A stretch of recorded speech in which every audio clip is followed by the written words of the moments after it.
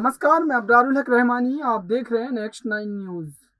महाराष्ट्र की राजनीति में जो तूफान आया हुआ है, उस तूफान का अंत तो हो गया है, लेकिन इस तूफान के आने के बाद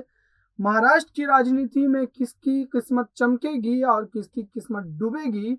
यह आने वाले चुनाव के नतीजे बता देंगे। फिलहाल महाराष्ट्र की राजनीति में जो हाशिए पर कोई पार्टी है, वो है महाराष्ट्र नवनिर्माण सेना, यानी कि राज ठाकरे की पार्टी। राज ठाकरे जब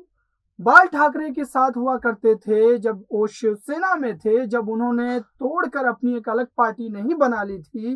तब तक राजनीति में, महाराष्ट्र की राजनीति में उनकी तूती बोलती थी। लेकिन जब से उन्होंने अपनी एक अलग पार्टी का गठन किया, उसके बाद से राजनीति उनके लिए जरा महंगी हो गई है। फिलहाल राज ठाकरे के जो विधायक हैं, वो कुल मिलाकर एक है महाराष्ट्र की विधानसभा में, लेकिन जो सियासी दंगल मचा है महाराष्ट्र में इस समय, उसके बाद अब क्या राज ठाकरे को संजीवनी मिल गई है? क्या वो अपनी पार्टी को महाराष्ट्र की राजनीति में फिर से स्थापित कर पाएंगे? क्योंकि उनके लिए बड़ा अवसर है। जिस तरीके से शिवसेना के दो फाड़ हो गए हैं, महाराष्ट्र की शिवसेना पार्टी के बहुत से विधायक, आधे से ज्यादा विधायक एकनाथ शिंदे गुट के साथ चले गए हैं और कुछ विधायक शिवसेना के उद्धव ठाकरे गुट के साथ रह गए हैं। उसके बाद जो सबसे बड़ा फायदा अगर किसी को मिल सकता है और कोई सबसे बड़ा फायदा इसका उठा सकता है, तो वो राज ठाकरे, क्योंकि राज ठाकरे भी एक तरीके से बाल ठाकरे की विरासत की राजनीति करते हैं और बाल ठाकरे को ही अपना राजनीतिक गुरु मानते हैं, तो इसका वो फायदा उठा सकते हैं। लेकिन देखने वाली बात ये होगी कि आने वाले जो चुनाव है महाराष्ट्र में महानगर पालिका के और जो विधान परिषद के चुनाव हैं, उसके बाद जिला परिषद के चुनाव होने हैं, उसमें क्या राज ठाकरे इस मौके को भुना पाएंगे? हालांकि देखने से तो यही लग रहा है कि राज ठाकरे इस मौके को गनीमत समझ रहे हैं और किसी तरीके से अपनी पार्टी को फिर से खड़े करने की सोच रहे हैं, क्योंकि इस दिशा में राज ठाकरे ने कदम भी उठाने शुरू कर दिए हैं। उनके बेटे जो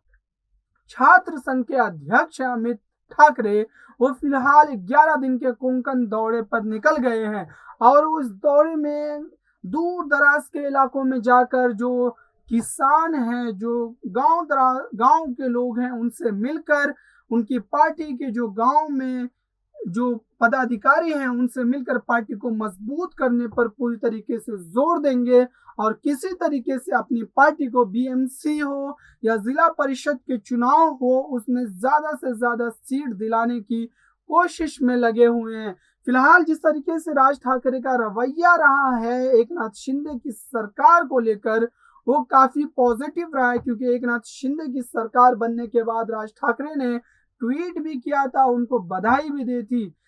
फडणवीस को भी बधाई दी थी और उन्होंने एकनाथ शिंदे को भी बधाई दी थी। इसके बाद तो यही लग रहा है कि वो कहीं हो सकता है कि आने वाले समय में एनडीए गुट के साथ भी जा सकते हैं, लेकिन ये आने वाला समय ही बताएगा। फिलहाल राज ठाकरे के पास एक बड़ा मौका है और उस मौके को भुनाने के लिए उन्होंने अभी से कवायद शुरू कर दी है और अपने बेटे जो छात्र संघ के अध्यक्ष अमित ठाकरे, उनको रवाना कर दिया अपनी पार्टी की मजबूत बुनियाद, जो दूर दराज के इलाकों में होता है, जो गांव खेड़ा में होता है, उनको मजबूती दिलाने के लिए, ताकि आने वाले समय में उनकी पार्टी ज्यादा से ज्यादा सीट जीत कर महाराष्ट्र की राजनीति में अपने को फिर से स्थापित कर पाए। ताजा तरीन खबरों के लिए देखते रहिए नेक्स्ट 9 न्यूज को। धन्यवाद।